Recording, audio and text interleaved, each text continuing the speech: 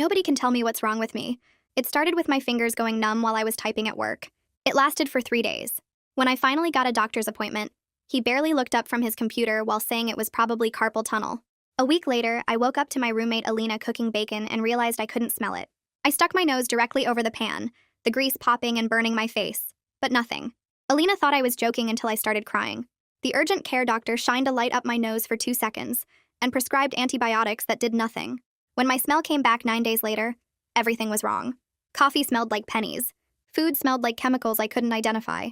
Then Alina found me in the bathroom at 3 a.m., counting bruises on my legs.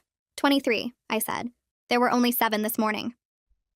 The bruises were deep purple and painful, spreading across my shins and thighs. Alina drove me to the ER where they ran blood tests for 4 hours. Everything came back normal. Sometimes people just bruise easily, the doctor said. The headache started during an important meeting. Pressure behind my right eye built so fast I gasped and grabbed my face. The pain was so intense I threw up in the conference room trash can while everyone watched. Then it stopped instantly. The CT scan at the hospital showed nothing. It's probably stress, the neurologist said. My hair started falling out in clumps while washing it. The dermatologist said it was alopecia areata, probably stress-induced. My joints started dislocating when I reached for things. My depth perception vanished and I walked into walls. The night sweats came, but only on the left side of my body. My teeth went numb one by one. I was at the Mayo Clinic after 6 different hospitals had found nothing, when a young resident asked if anyone in my family had Ehlers-Danlos syndrome. I said no, nobody. And she frowned and ordered a genetic test anyway. The results came back positive for a rare subtype of EDS that explained everything. The numbness, the bruising, the joint dislocations, even the distorted smell.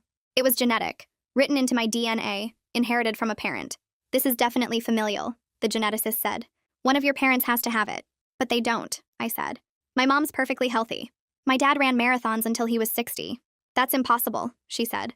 This variant doesn't spontaneously occur. It's always inherited. I called my mom immediately. I need you and Dad to get tested for Ehlers-Danlos syndrome, I said. What's that? She asked. It's what I have. It's genetic. One of you has to have it. There was a long silence. We'll get tested, she said. Both tests came back negative. There must be a mistake, I told the geneticist. We ran them twice, she said. Neither of your parents carry the gene. Then how do I have it? She looked uncomfortable. There are only a few explanations for that. I knew what she meant. Either I wasn't their biological child, or one of them wasn't my biological parent. I confronted my mom and she swore I wasn't adopted, swore my dad was my father, but her voice shook when she said it. Meanwhile, I was getting worse. The diagnosis didn't come with a cure, just a name for why I was falling apart. My vision started going in and out. My heart rate would spike to 180 while I was sitting still. I fainted in the grocery store and woke up to paramedics asking if I knew my name. I had my dad tested again at a different lab. Negative. I had myself tested to make sure the diagnosis was right. Still positive for a genetic condition that required a parent to have it. Someone's lying, Alina said while helping me to the bathroom because I couldn't walk without my knees buckling. I hired a private company to run a paternity test using hair from my dad's hairbrush. While waiting for results, my hands started contracturing into claws. My skin became so fragile it tore if I scratched it. I had to use a wheelchair because my hips kept dislocating. The paternity results confirmed my dad was my biological father, so I had my mom tested at 3 different labs. All negative. This is medically impossible, the latest doctor said. You have a genetic condition that requires parental inheritance, but neither parent carries the gene. So what does that mean? I asked. I don't know, he said. I've never seen anything like this. My mom stopped answering my calls after the 3rd test. My dad said she was just stressed. But when I showed up at their house unannounced, I found them packing boxes. Where are you going? I asked from my wheelchair. We just need some time, my mom said, not looking at me. Time from what? From me finding out you've been lying about something? We haven't lied about anything, she said, but her hands were shaking as she taped a box shut. I was dying from a genetic disease that couldn't exist in my body unless someone had lied about who I was, and my parents were running away instead of giving me answers. My tongue went numb that night. My throat started having spasms that made it hard to swallow. Alina found me on the bathroom floor the next morning, my joints so loose I couldn't stand, my skin covered in tears from the slightest pressure, and when she called my parents for help, their number had been disconnected. Alina's sister arrived within 40 minutes. She worked nights at the hospital and came straight from her shift still wearing scrubs. They lifted me from the bathroom floor together, supporting my weight between them while my joints felt like they might slip apart completely. Every movement sent sharp pains through my hips and shoulders. They got me onto my bed and surrounded me with pillows, positioning them under my knees and along my sides to keep everything stable. Alina's sister checked my pulse and looked at the tears in my skin from where I'd been lying on the tile. She didn't say much, but her face showed concern. After making sure I could breathe okay and wasn't getting worse, She left to catch some sleep. Alina stayed next to the bed, her laptop open, searching for information about what we should do next. I couldn't just lie there waiting for my body to fail more. I asked Alina to bring me my laptop and I started building a spreadsheet. Every symptom went into its own row with the date it started, how long it lasted, what doctor I saw, what they said it was, the numbness in my fingers, the bruising, the fainting, the joint dislocations, the vision problems, the heart rate spikes. I added columns for test results and another for what the doctors dismissed as stress or normal. Organizing everything into data made the chaos feel smaller. I could see patterns I'd missed before. The spreadsheet grew to 3 pages. It took me 6 hours because my hands kept cramping and I had to rest them every few minutes. But when I finished, I had a complete record of 6 months of medical mystery. This wasn't a family crisis anymore. This was a research project and I knew how to handle research. The insurance company's phone tree made me press 7 different numbers before reaching a real person. The representative sounded bored when she asked how she could help. I explained I needed authorization for a consultation with a specialist in rare genetic disorders. She put me on hold. The music was terrible. When she came back, she said I needed a referral from my primary care doctor first. I told her my primary care doctor was the one who said it was carpal tunnel and did nothing. She put me on hold again. This time I waited 12 minutes. She returned saying she needed the specialist's name and practice information. I gave her the details for 3 different geneticists I'd researched. Hold number 3 lasted 8 minutes. She came back saying none of them were in network. I asked her to find someone in network who specialized in unusual inheritance patterns. Hold number 4. I refused to hang up. My phone battery was at 15%. Finally, she said she found a clinical geneticist 2 hours away who might work. I said yes immediately, and she processed the referral request. My hands shook while I typed the email to my supervisor. The cursor blinked in the subject line for 5 minutes before I could write anything. I explained that I had a serious genetic condition causing progressive physical problems and needed immediate medical leave. Writing those words made everything feel final. I wasn't just sick anymore. I was too sick to work. I added that I would provide documentation from my doctors and would follow up about disability paperwork. My finger hovered over the send button. I thought about my career, my projects, my desk with the photos of my parents that I'd have to take down. Then I hit send and closed the laptop. I couldn't pretend anymore that I could type reports while my fingers went numb or attend meetings while my heart rate hit 180. The insurance company called back 3 days later. They approved the consultation with Julia Peacock, the clinical geneticist who'd published research on unusual inheritance patterns in genetic disorders. Her first available appointment was in 2 weeks. 2 weeks felt impossible when my body was falling apart daily, but it also gave me time to prepare. I printed every test result, every doctor's note, every lab report. I organized them chronologically in a 3-ring binder with colored tabs. I wrote a 2-page summary of the genetic paradox with citations to the test results. I made copies of everything. Julia Peacock was going to have every piece of information I could give her. I needed to use the bathroom and tried to stand up from the bed. My right hip made a popping sound and suddenly I was falling sideways. I hit the wall hard and crumpled to the floor. The pain was different this time, sharper, and my leg was bent at a wrong angle. I couldn't move it back. I tried to push myself up, but my hip wouldn't support any weight. Alina heard the thud from the kitchen and ran in. She found me on the floor, unable to get up, my hip completely dislocated. She called an ambulance, but I made her cancel it because I couldn't afford another ER bill.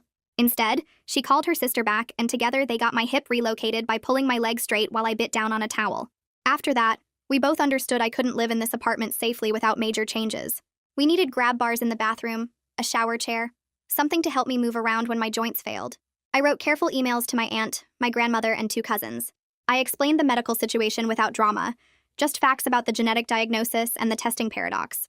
I asked if any of them had heard from my parents or knew where they'd gone. I said I wasn't trying to cause problems. I just needed medical information about family history.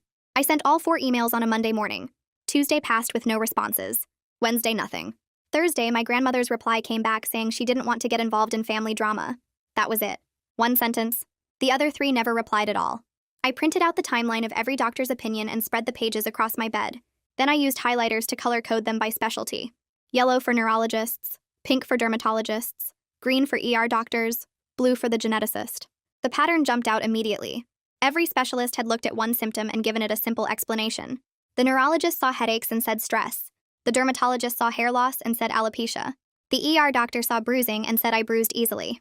Nobody had looked at everything together until the geneticist at Mayo Clinic. Seeing the dismissals laid out visually made me angry instead of defeated. I wasn't crazy. I wasn't stressed. 20 different doctors had just failed to see the whole picture. The anger felt better than the fear. Anger meant I could fight back. My heart started racing while I was sitting in bed reviewing the color-coded timeline. I felt it speed up, faster and faster, pounding in my chest. I checked my pulse on my phone's health app. 190 beats per minute. I wasn't moving, wasn't upset, just sitting there, and my heart was sprinting. Alina grabbed her keys and drove me to the ER. They took me back immediately when I told them my heart rate. They hooked me up to a cardiac monitor and admitted me for overnight observation. The monitor showed my heart rate jumping between 90 and 185 with no pattern. A doctor came in, a different one than I'd seen before, and actually looked concerned instead of suggesting it was anxiety. He ordered more tests and said they'd keep me until they figured out what was causing the fluctuations. For once, someone was taking my symptoms seriously. A woman knocked on my hospital room door around 9 the next morning. She introduced herself as Federica Lockhart, a patient advocate and social worker who helped people navigate complex medical situations. She'd seen my case notes and wanted to offer assistance. I expected her to ask if I was confused about my family or suggest therapy for stress. Instead, she sat down and treated the genetic mystery like a problem that needed solving. She asked practical questions about which labs had done the testing, whether I had copies of everything, what my insurance had approved so far. She talked about the situation the way someone would discuss a broken pipe that needed fixing, not like I was making things up or being dramatic. She said she'd worked with patients in medical mysteries before and knew how to push through bureaucratic barriers. She handed me her card and told me to call her directly if I hit any walls with insurance or medical records. Having someone treat this as a real problem instead of questioning my understanding of my own family felt like the first bit of solid ground I'd had in weeks. 2 days later, Lavinia from HR called while I was trying to eat soup without my hands shaking too much. She explained the short-term disability process in a calm voice that made me feel like a child being walked through something scary. I needed forms from 3 different doctors, each one certifying specific limitations. My supervisor had to document every accommodation they'd tried. I had to prove I couldn't do my job anymore, which meant admitting out loud that my career was over, at least for now. Lavinia kept saying I could return when I was stable, but we both knew what stable meant for someone whose body was actively falling apart. She emailed me the packet, and I stared at the 15 pages of questions about what I couldn't do anymore. Typing hurt, standing hurt, thinking through the brain fog hurt. I filled out the forms slowly over 3 days, checking boxes that described a person I didn't want to be. The physical therapist showed up on Thursday morning with a clipboard and a tape measure. She was efficient and kind, walking through the apartment while making notes about doorway widths and bathroom layouts. She recommended a shower chair because standing in hot water made my heart rate spike, grab bars for the toilet because my hips dislocated when I twisted, a wheelchair for days when my joints were too loose to trust. I started crying when she pulled out a catalog of wheelchairs, and Alina sat next to me on the couch holding my hand. The therapist waited patiently while I ugly cried about needing a wheelchair at 26. When I finally stopped, Alina pointed to a purple one in the catalog and said if I had to use it, we should at least get one that looked good. I laughed through the tears and circled the purple wheelchair, then signed the rental agreement, feeling like I was signing away the last piece of my independence. The appointment with Julia happened the following Tuesday. Her clinic was 2 hours away in a medical building that smelled like coffee instead of antiseptic. She was younger than I expected, maybe 40, with short dark hair and glasses that she pushed up while reading through my file. I explained the whole impossible situation, the positive diagnosis, the negative parents, the paternity test, the 3 labs. She didn't interrupt or look skeptical. She just listened and took notes. Then she examined my joints, pulling gently on my fingers to show how far they bent backward, pressing on my knees to demonstrate the hyperextension. She said she'd seen one similar case in 15 years of practice, another patient with a genetic variant that seemed to come from nowhere. That case had eventually been explained, and she thought mine could be too. Hearing a doctor treat this as a solvable mystery instead of an impossible situation made me want to cry again, but I held it together. Julia pulled up a document on her computer and turned the screen toward me. She explained 3 possible reasons for my situation. First, gonadal mosaicism, where one parent had the mutation only in their reproductive cells, not in their blood or saliva that we'd tested. Second, lab error across multiple facilities, which was unlikely but not impossible.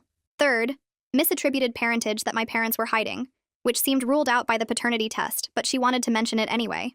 Each option required different testing approaches. The gonadal mosaicism testing would need samples from my dad that weren't blood or saliva.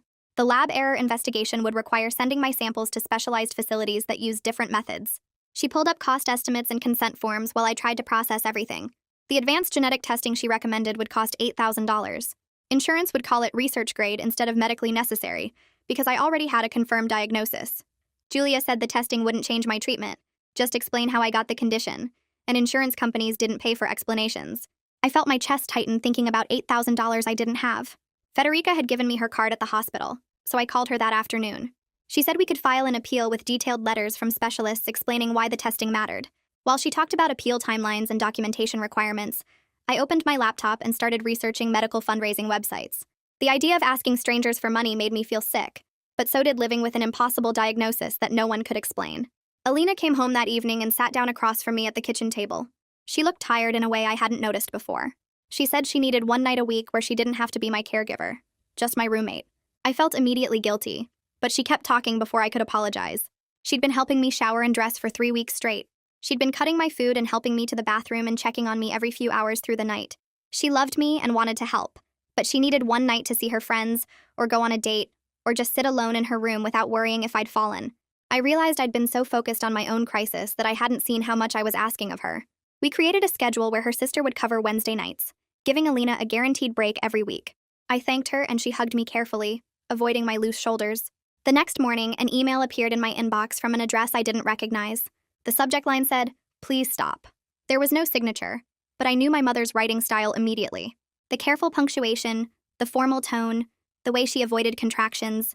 She asked me to stop investigating and just accept the diagnosis.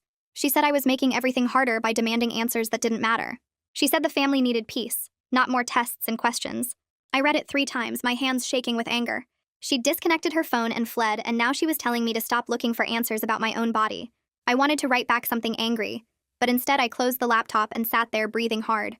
I decided that night that I wasn't stopping, but I would do this right. No more desperate late-night research spirals where I convinced myself of impossible theories. No more accusatory messages to relatives who didn't deserve to be dragged into this. I opened a new document and wrote down clear rules for myself. Only pursue medically valid testing through proper channels. Maintain documentation of everything. Respect boundaries while still seeking truth. Don't let the mystery consume my whole identity. I printed the rules and taped them to my wall where I could see them every day. Julia called 3 days later to explain gonadal mosaicism in more detail. She said it meant a parent could have the mutation only in their sperm or egg cells, not in the blood or saliva samples we'd tested. It was rare but medically documented. Parents with gonadal mosaicism could pass genetic conditions to their children while testing negative themselves. It would explain why my dad's regular tests came back negative. It would explain everything. The testing would require my dad to provide different samples, ones that actually contained reproductive cells. She started to explain the specific requirements, but I already understood what she meant. The insurance denial letter arrived that Friday. It said my diagnosis was already confirmed through standard testing, and further investigation was unnecessary for treatment purposes. The advanced sequencing I needed was classified as research grade, not medically necessary. I wanted to scream at the bureaucratic logic that said my impossible existence didn't warrant investigation. I wanted to throw the letter across the room. Instead, I filed it carefully in my medical records folder and called Federica to start the appeal process. 2 days later, I was in the grocery store trying to pick up basic supplies when everything went wrong. I was reaching for a box of pasta on the top shelf when my vision started getting fuzzy around the edges. I blinked hard and tried to focus, but the darkness spread inward like someone was closing curtains across my eyes. My hand missed the shelf completely and I felt myself tipping sideways. The world went completely black, and I heard the crash before I felt it. Metal shelves, cans hitting the floor, my body slamming into something hard, then nothing. I woke up to a stranger's face hovering over mine and voices asking if I could hear them. Someone was holding my head steady and telling me not to move. The paramedics arrived and started asking questions while strapping me to a board.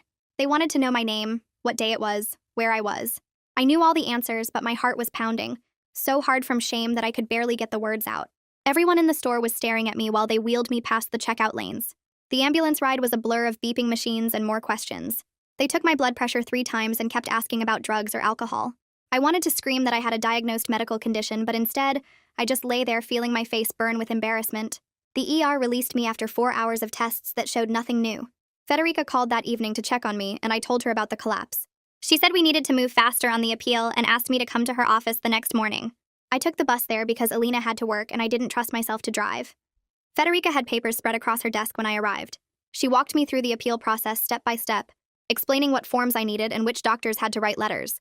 Then she stopped and looked at me carefully. She said she knew someone who might help with my parents, a professional mediator named Gregorio Wise who worked with families in crisis. The idea made my stomach flip, but in a good way. Structured conversation with a neutral person present felt more possible than my desperate phone calls and emails that went nowhere. Federica wrote down his contact information and said she'd reach out to him if I wanted. I said yes immediately. That night, I sat in my bedroom with my phone propped against a stack of books. I opened the camera app and stared at my own face on the screen for 5 minutes before hitting record. I kept my voice calm and explained the medical facts without crying or accusing anyone. I talked about gonadal mosaicism and how it meant the genetic variant could be in reproductive cells but not blood or saliva.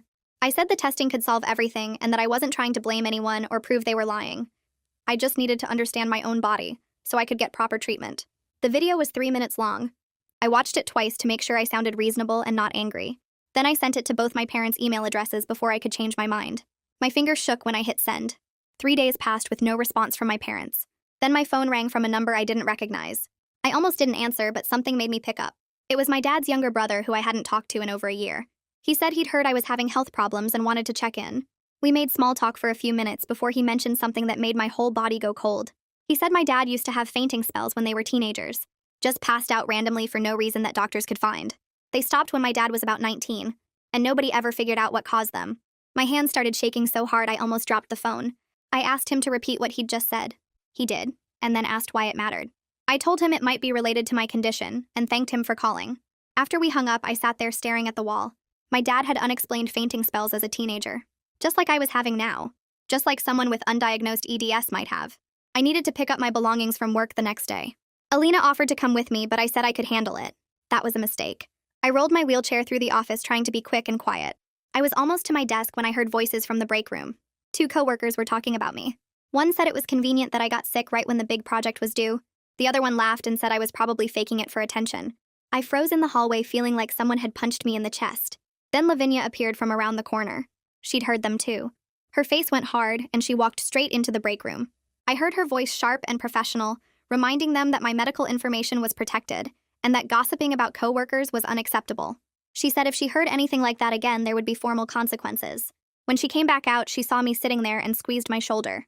She helped me pack my desk and walked me to the elevator without mentioning what had happened. Casper, the cardiologist, started me on a beta blocker called propranolol 2 days later. He also gave me prescription compression stockings that went up to my thighs. He explained they would help keep blood from pooling in my legs when I stood up. The medication made me tired and a little dizzy at first, but within a week I noticed the difference. My heart rate stayed below 120 even when I was standing. The spikes that used to hit 180 for no reason became less frequent and less severe. It wasn't a cure, but it made daily life more manageable. I could sit up for longer periods without feeling like I was going to pass out. The compression stockings were hot and uncomfortable, but they worked. For the first time in months, I felt like something was actually helping, instead of just documenting how I was falling apart. Alina spent a week interviewing home health aides. She made a list of questions and checked references like she was hiring for a serious job. 3 different women came to the apartment for interviews. The first one talked to Alina instead of me like I wasn't sitting right there. The second one seemed nice but kept checking her phone. The third one was Leah Hampton. She was in her 40s with calm hands and a direct way of talking. She asked me what I needed help with and listened to my answers without making me feel broken. Alina hired her to come 3 mornings a week to help with showering and meal prep. Having a professional caregiver felt like admitting I couldn't take care of myself anymore. But it also meant Alina could go to work without worrying I'd fall in the shower and lie there for hours. Leah started the following Monday. She was efficient and kind and didn't make a big deal out of helping me with things that used to be simple. Julia called later that week to discuss the next steps for testing. She explained that checking for gonadal mosaicism in a male required analyzing sperm cells specifically. That meant my dad would need to provide a semen sample at a fertility clinic. The conversation was purely medical but deeply uncomfortable. She talked about collection procedures and lab requirements while I sat there feeling my face get hot. I didn't know how to ask my dad for something like that. We weren't even speaking. He'd fled the state and disconnected his phone. Now I needed to contact him and request one of the most personal samples possible. Julia said she could send him information directly if I provided contact details. I said I'd think about it, but I didn't know if I could actually do it. Federica helped me file the insurance appeal the next week. We included letters from 3 different specialists explaining why the advanced genetic testing was medically necessary. Each letter detailed how the standard tests had failed to explain my inheritance pattern, and how the specialized sequencing could provide answers that would impact my treatment plan. Federica also suggested starting a fundraising campaign as backup in case the appeal failed. I created an account on a medical fundraising site and wrote a brief explanation of my situation. I didn't expect much, but within 2 days, former coworkers started contributing. People I barely knew from college sent small donations. Even some distant cousins I'd never met pitched in. Each notification made me cry a little because I hadn't realized how many people were paying attention or cared enough to help. Gregorio Wise called me 3 days after Federica reached out to him. His voice was calm and professional. He explained that he specialized in helping families have difficult conversations when emotions were too high for direct communication. He said his job wasn't to take sides or force anyone to reconcile. He just created safe space for people to talk without things exploding. He asked if I wanted him to reach out to my parents on neutral professional letterhead. I said yes. He explained the process step by step. He would send letters to their last known addresses offering mediated communication. The letters would emphasize that this was about medical information and family health, not blame or judgment. He said some people responded right away, and others needed time to feel safe enough to engage. He told me not to expect immediate results, but that he'd keep trying if I wanted him to. I gave him permission to contact them and then waited to see if anything would happen. Within a week, Gregorio sent the certified letters to my parents. He called to tell me they were in the mail and that I should expect updates in about 10 days depending on delivery and response time. I checked the tracking numbers obsessively on the Postal Service website, watching the letters move through sorting facilities and onto delivery trucks. My mom's letter showed as delivered on a Tuesday morning. 3 days later, it showed up in my mailbox with "Return to Sender" scrawled across the front in her handwriting. She hadn't even opened it. I held the unopened envelope and felt something shift inside me from hurt to something colder and more determined. My dad's letter showed delivered too, but nothing came back. Gregorio said that was actually a good sign because it meant he was at least reading it instead of rejecting it outright. 2 weeks after Gregorio sent the letters, Federica called with news about the insurance appeal. Her voice was excited in a way I hadn't heard before. The insurance company had approved partial coverage for the advanced genetic testing after reviewing her detailed brief about medical necessity. She'd cited 3 different precedent cases where similar testing had been deemed essential for treatment planning. I would still owe $3,000 out of pocket for the portion they wouldn't cover, but it was better than the full $8,000. The fundraising campaign had raised $1,500 so far, which meant I only needed to find another $1,500 somehow. Federica said she'd keep working on finding grants or assistance programs that might cover the rest. I thanked her about 6 times before hanging up, then immediately started crying because it felt like the first time in months that something had actually gone in my favor. The relief lasted exactly 4 days. I was sitting in bed reaching for a glass of water on the nightstand when both my shoulders dislocated at the same time. The pain was so sudden and complete that I couldn't even scream. I just froze with my arms at weird angles, unable to move them back or reach for my phone. Alina was in the kitchen and heard the glass hit the floor when my hand spasmed. She found me sitting there with tears running down my face, my shoulders visibly out of place, and she grabbed her keys without saying anything. The ER doctor relocated both joints within 20 minutes, but the pain was incredible even with medication. They admitted me overnight for observation because the orthopedic surgeon wanted to see me in the morning. He came to my room at 7, examined my joints, and talked about aggressive joint protection strategies. He used words like full-time caregiver and daily living assistance, in a way that made it clear he thought I couldn't manage alone anymore. He adjusted my care plan to include more bracing, more physical therapy, and a serious conversation about whether I needed someone with me all the time. Alina sat in the chair next to my bed looking exhausted, and I knew I couldn't keep depending on her like this. While I was still in the hospital, Julia called to tell me she'd submitted a request to the state health department for my newborn blood spot. Every baby born in the state gets screened for genetic conditions, and they keep a dried blood sample on file for years. If they still had mine, they could test it to confirm whether I had the genetic variant from birth. That would prove I wasn't switched at birth in the hospital, which was one of the last alternative explanations anyone could come up with. The state said it would take 4 to 6 weeks to locate the sample and run the tests. 6 weeks felt like forever when I was falling apart faster every day. The results came back in 5 weeks instead of 6. Julia called me herself instead of sending the report through the patient portal. The newborn blood spot confirmed the genetic variant was present at birth, written into my DNA from day 1. The hospital records matched my mom as the listed mother on all the paperwork, with her signature on the birth certificate and the newborn screening forms. That eliminated any possibility of a switched baby scenario or adoption lie. I had been born to my mother carrying a genetic condition she didn't have. The medical impossibility was now documented from the very beginning of my life. 2 days after the blood spot results, Julia called again with findings from the advanced long-read genetic sequencing. Requested Reads is on Spotify now. Check out link in the description or comments. The results were technical and full of terms I didn't understand, but she explained it in simpler language. The genetic markers surrounding my EDS variant suggested it came from the paternal side based on inheritance patterns in my DNA. The analysis was probabilistic rather than definite, but multiple indicators pointed toward my dad as the source even though his blood and saliva had tested negative 3 times. Julia said this strengthened the gonadal mosaicism theory because it showed paternal inheritance without paternal expression in body tissues. The science was complicated, but it meant we were getting closer to an actual answer. Lavinia called from HR the same week to schedule a formal meeting about transitioning from short-term to long-term disability. She was professional and kind, walking me through the paperwork and the timeline and the percentage of salary I would receive. The meeting took place in a conference room at the office, and I showed up in my wheelchair because my hips weren't stable enough to risk walking. Seeing my old coworkers in the hallway was harder than I expected. They smiled and waved but didn't know what to say, and I didn't know what to say either. The meeting itself was fine, just signatures and benefit explanations, but it felt like closing a door on my old life. Alina drove me home afterward, and I cried in the car for 20 minutes while she sat quietly and didn't try to make it better. The beta blocker and compression stockings were working better than anyone expected. My heart rate spikes became less frequent and less severe over the following weeks. I could sit up without my heart jumping to 150. I could stand for short periods without feeling like I might pass out. Casper said this level of control was realistic to maintain long-term with medication adjustments as needed. It was the first good medical news I'd had in months. The first time a doctor said something would actually stay better instead of just getting worse more slowly. I held on to that news like a life raft. 3 days later, another anonymous email arrived in my inbox. The subject line said, "Final warning," and the message was more forceful than before. It said I was destroying the family by pursuing this investigation, and demanded I stop contacting anyone about it. The tone was my mother's lawyer voice, precise and threatening, with carefully chosen words that stopped just short of actual legal threats. It made me angry in a way the first email hadn't. I wrote back setting a clear boundary. I said I had a right to understand my own medical condition, and that I wasn't stopping. I said she could block my emails if she didn't want to hear from me, but I wasn't going to pretend the genetic mystery didn't exist just because it made her uncomfortable. I sent it before I could second-guess myself. That same week, Gregorio called with an update. He'd located my dad's workplace through public records and sent a professional letter there explaining the medical situation and requesting contact. 3 days later, my dad called Gregorio directly. They talked for 40 minutes and my dad agreed to a mediated meeting. He said my mom refused to participate and didn't want him talking to me either, but he was going to do it anyway. Gregorio scheduled the meeting for 2 weeks out at his office downtown. He said my dad sounded scared but willing, which was more than we'd had before. I marked the date on my calendar and tried not to think about what I would say when I finally saw my dad again after all these months. I spent the next 2 days reading everything I could find about genetic mosaicism and inheritance patterns. The research articles used words I had to look up 3 times before they made sense, but I kept going because understanding the science felt like the only control I had left.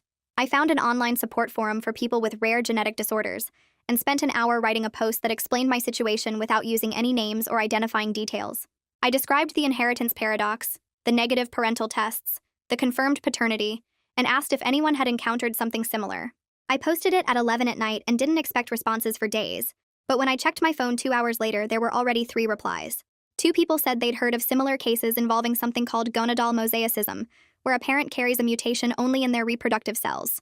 1 person shared links to 3 research articles I hadn't found, including a case study from 2018 about a father who tested negative in blood samples, but positive in sperm analysis. I stayed up until 4 in the morning reading those articles, my hands shaking as I highlighted passages about how this could explain infertility and inheritance paradoxes. The meeting with my dad was scheduled for 2 o'clock on a Thursday.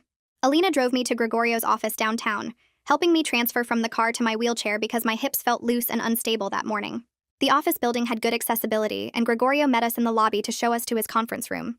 My dad was already there, sitting at a long table with his hands folded in front of him. He looked 10 years older than I remembered, his hair more gray, his face drawn and tired. He stood up when I came in but didn't move toward me, and I could see his hands were shaking too. Gregorio explained the ground rules for the conversation, keeping his voice calm and professional, and then asked my dad to share what he wanted to say. My dad denied having an affair, his voice steady at first, and I believed him because I'd never thought that was the answer anyway. Then he stopped and looked at the table for a long time before saying he and my mom had used IVF to conceive me because he had fertility problems. The words hung in the air while my brain tried to process what that meant. I asked what kind of fertility problems, and he said low sperm count and motility issues that made natural conception nearly impossible. Alina reached over and squeezed my hand because she understood before I did what this revelation changed. I pulled out my phone and showed my dad the research article about gonadal mosaicism, my fingers clumsy on the screen. If he had fertility problems, I explained, that could mean he had the genetic variant only in his sperm cells, not in his blood or saliva, which would explain why all his regular tests came back negative, but I still inherited the mutation. My dad read the article slowly, his lips moving slightly, and when he looked up, his eyes were wet. Gregorio asked if he would be willing to provide samples for more detailed testing, and my dad said yes immediately, like he'd been waiting for someone to give him a way to prove the truth. Gregorio had already prepared consent forms for multi-tissue testing, including semen analysis, with chain of custody documentation to ensure the lab couldn't make mistakes. My dad signed everything with shaking hands, his signature messier than I remembered from birthday cards and school permission slips. He looked both scared and relieved, like he'd been carrying something heavy and could finally set it down. We sat in that conference room for another hour, while Gregorio explained the testing timeline and what the results might show. The lab would need 2 weeks to process everything, running my dad's blood and saliva again as controls, then doing detailed genetic sequencing on the semen sample to look for low-level presence of my variant. My dad asked technical questions that surprised me, about error rates and confidence intervals, and I realized he'd been reading about this too. When we finally left the office, my dad walked us to the car and asked if he could call me in a few days. I said yes, and he touched my shoulder briefly before walking away, and I cried in the passenger seat while Alina drove us home. The next 2 weeks moved like syrup, every day stretching out while I waited for results. Julia called to confirm she'd received my dad's samples, and the lab had started processing them. She said the blood and saliva would come back first, probably within a week, and the semen analysis would take longer because they had to sequence enough cells to detect low-level mosaicism. I tried to distract myself with physical therapy exercises and online support group meetings, but my mind kept circling back to the waiting. My dad called 3 times during those 2 weeks. Short conversations where he asked how I was feeling and told me about articles he'd found about EDS management. The calls were awkward but genuine, and I could hear him trying to rebuild something between us. On day 9, Julia called to say my dad's blood and saliva results were back, both negative again, exactly like before. My stomach dropped until she reminded me that was actually what we expected to see if he had gonadal mosaicism. The semen results were what mattered, and those would be ready in 3 more days. On day 12, I woke up with my heart rate at 160 while lying flat in bed. I tried the breathing exercises Casper had taught me, but my heart just kept racing, my chest tight and my hands shaking so hard I couldn't hold my phone. Alina heard me gasping and came running, calling my dad without asking because she knew I needed help, and she couldn't move me safely alone. My dad arrived 20 minutes later, letting himself in with the key Alina buzzed him through for. He helped Alina get me positioned with my legs elevated and my compression stockings on, his hands gentle and competent like he'd done this before. He stayed while we waited for my heart rate to come down, sitting in the kitchen with his head in his hands, and when I finally fell asleep from exhaustion, I woke up 2 hours later to find him still there. Alina told me later that she'd seen him crying quietly at the kitchen table, his shoulders shaking while he tried to stay silent. On day 14, Julia called with the preliminary semen sequencing results. She said they'd found low-level presence of my EDS variant in approximately 8% of my dad's sperm cells, which was textbook gonadal mosaicism. Her voice was excited in a professional way, explaining that this definitively proved how I inherited a mutation my dad's body didn't express in his regular cells. The 8% presence explained both his infertility and my inheritance, and she said this was exactly the kind of case that needed to be documented in medical literature. I asked her to call my dad directly and explain it to him, because I wanted him to hear it from a doctor, that this proved he was telling the truth. She called him that afternoon, and he called me back an hour later, his voice breaking as he tried to talk. He explained between sobs that he and my mom had fled because they were so scared people would think my mom had an affair, that the shame and fear of judgment had made them run instead of staying to find answers. He kept apologizing, saying they'd been stupid and cowardly, that they'd let their fear hurt me when I needed them most. I let him cry and apologize without interrupting, because he needed to say it, and I needed to hear it. When he finally stopped talking, I told him I understood why they'd been scared, but that didn't make it okay that they'd left. He agreed and said he was going to therapy and wanted to do better. 3 days after the results came back, I received a formal email from a law office I didn't recognize. The email was addressed to me with proper legal formatting, and the message said my mother was requesting I cease all direct contact with her, and that any future communication should go through her attorney. The language was cold and precise, threatening harassment claims if I continued to reach out to her or other family members. But notably, the email didn't say anything about my dad communicating with me, and that absence felt significant. My mom was drawing a line between herself and me, but she wasn't trying to stop my dad from crossing it. I read the email 5 times, looking for hidden meanings or softness that wasn't there, and then I saved it in a folder and decided I wouldn't respond. Lavinia from HR called the next morning to finalize my transition to long-term disability.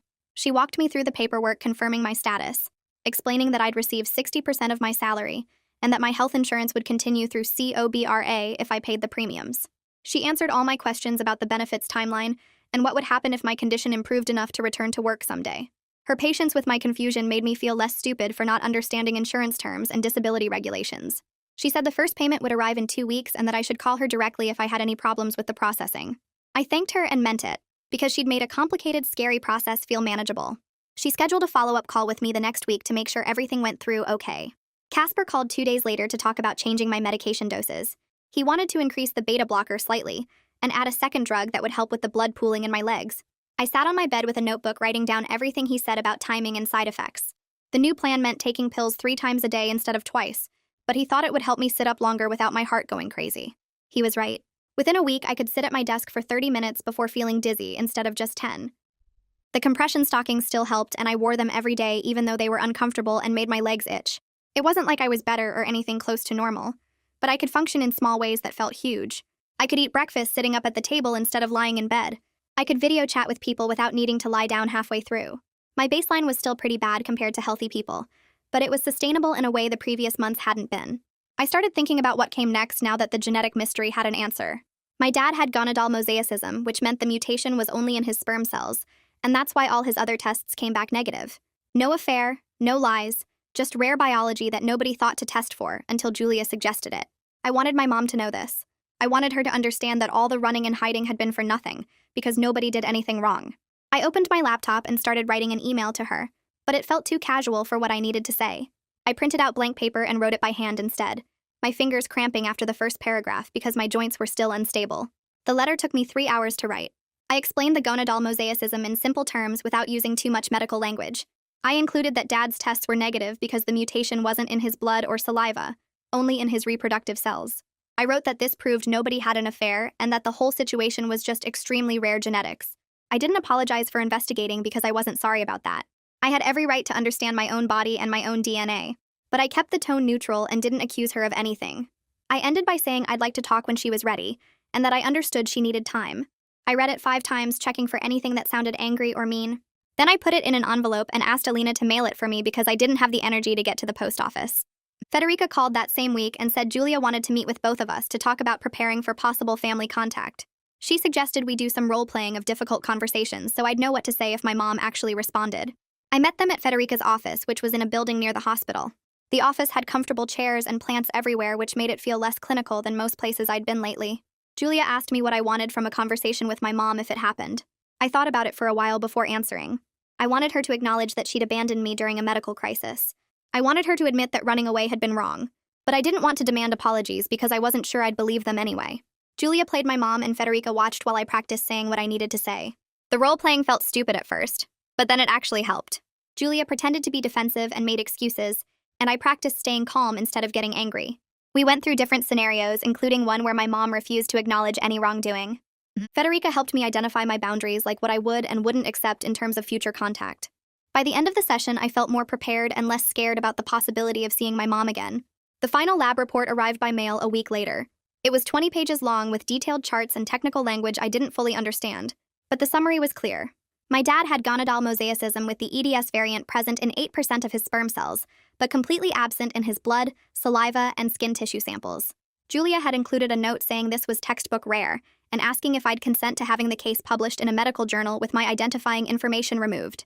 She thought it could help other families who ran into similar inheritance mysteries. I called her to ask questions about what publishing would mean. She explained they'd write up the whole case, including all the testing we did, and the final diagnosis. No names or personal details would be included. Other doctors and genetic researchers would be able to read it and learn from what happened to me. I said yes immediately because if my nightmare could help even one other person avoid the same confusion and family destruction, then it was worth it. Julia scheduled another appointment to go over everything in detail and talk about what the results meant going forward. I went to her office the following week with Alina driving me because I was having a bad joint day. Julia walked me through the entire report page by page, explaining the science in terms I could actually understand. She showed me the specific test results that proved the mosaicism and explained why this was so hard to catch with standard genetic testing. Then she talked about what it meant for any future siblings I might have, or for my own reproductive decisions if I ever wanted kids. Each of my dad's sperm cells had an 8% chance of carrying the mutation, which meant any future children he had would have about an 8% chance of carrying the mutation percent risk of inheriting EDS. For me, if I ever got pregnant, I'd have a 50% chance of passing it to my child, because I definitely carried the mutation in all my cells. Hearing the science explained clearly brought this weird mix of relief and anger. Relief because I finally understood what happened to my body and why the inheritance seemed impossible. Anger because this answer had been available months ago if my parents had just stayed and helped instead of running. If they'd worked with the doctors from the beginning, we could have figured this out so much faster. I wouldn't have spent months thinking someone had lied about my paternity or that I was adopted. Julia seemed to understand what I was feeling without me having to explain it. She said a lot of families struggled with rare genetic diagnoses, and that the emotional fallout was often as hard as the physical symptoms. I went home and spent the evening thinking about what to do with the information. Part of me wanted to send the results to every family member who'd ignored my emails or taken my mom's side. I wanted to prove I'd been right to investigate and that the medical mystery was real and solvable. But sitting there in my wheelchair with my joints aching and my heart rate elevated just from the effort of existing, I realized the vindication didn't matter as much as I thought it would. Proving I was right wouldn't fix my relationship with my mom or make my body work better. It wouldn't undo the months of abandonment or make the extended family suddenly care. I just wanted to move forward with my life and manage my condition and maybe eventually have some kind of relationship with my parents again. The truth was enough for me and for my medical team. I didn't need to use it as a weapon. Gregorio called a few days later to update me on his attempts to contact my mom.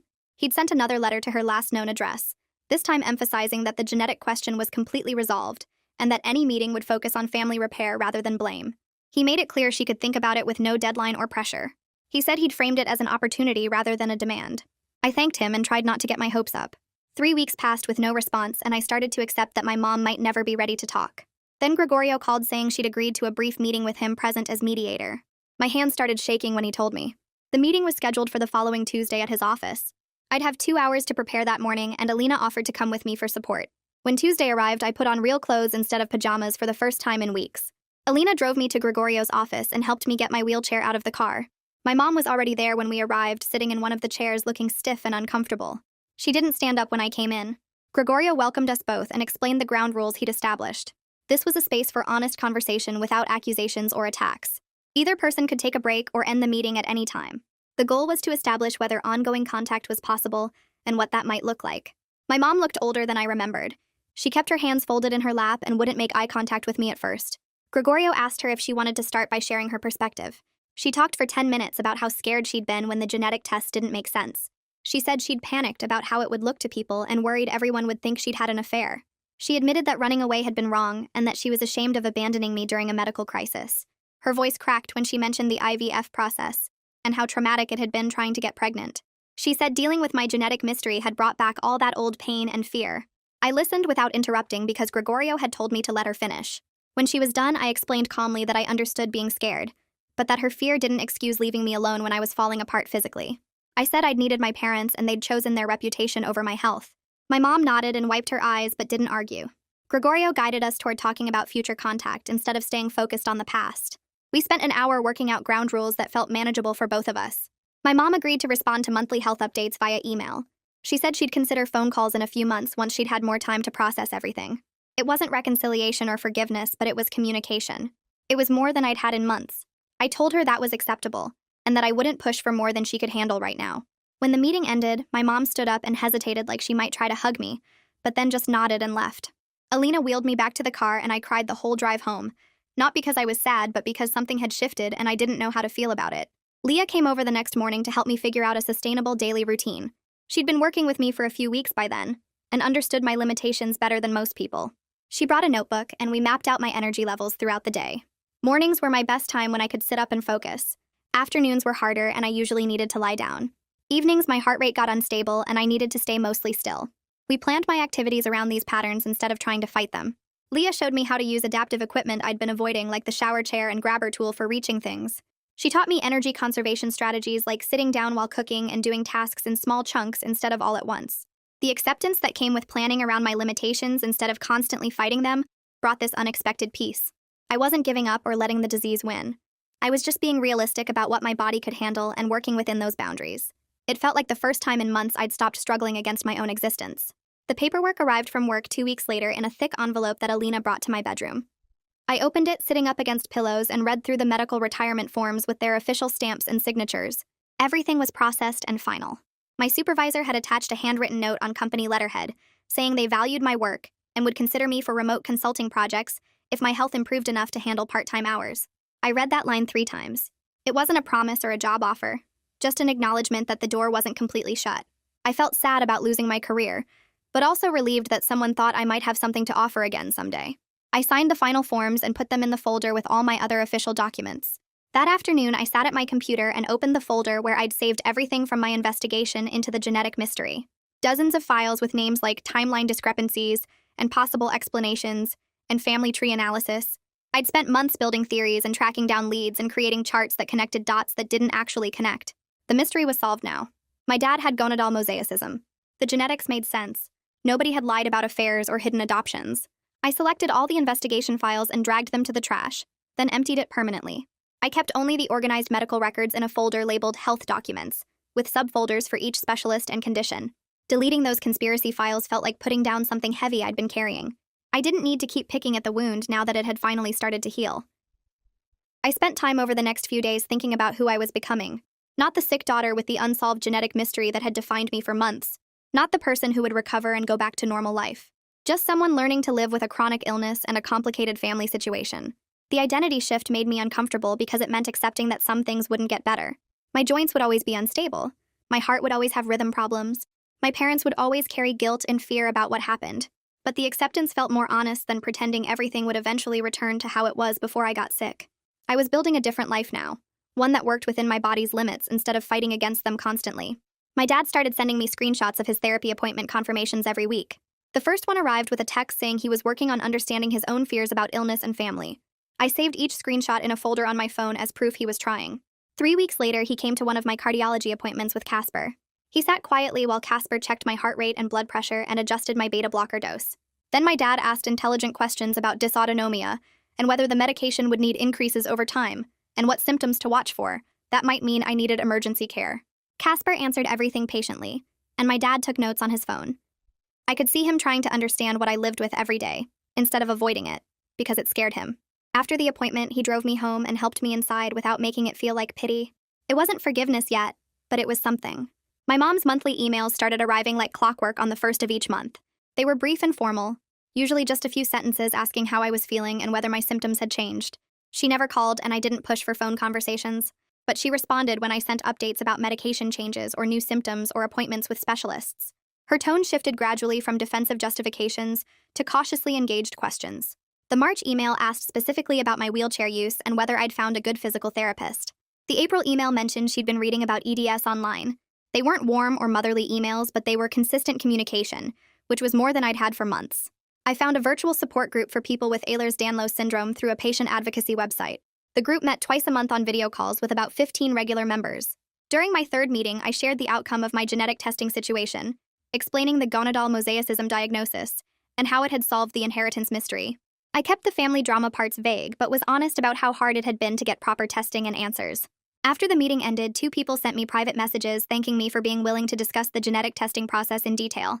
One person said it helped her understand what questions to ask her own doctors about inheritance patterns. The other said my story gave her courage to push her family members to get tested, even though they were resistant. I hadn't expected my nightmare to be useful to anyone else, but apparently sharing the medical details helped people advocate for themselves. My symptoms reached a stable baseline around that time. Some days were better than others, but I could predict my limitations and plan accordingly. Mornings were my best time for activity. Afternoons required rest. Evenings, my heart rate got unstable and I needed to stay mostly still. The wheelchair became essential for longer outings like grocery shopping or doctor appointments. I'd stopped feeling ashamed about using it after a woman at the pharmacy told me she wished she'd started using mobility aids years earlier, instead of destroying her joints trying to walk everywhere. Now I just saw it as a tool that let me do things I couldn't do otherwise. The purple color still made me smile sometimes.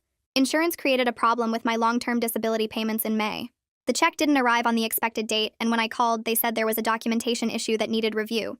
I panicked immediately because I couldn't afford to miss a payment. I called Federica and explained the situation. She asked me to forward all the insurance correspondence and said she'd handle it.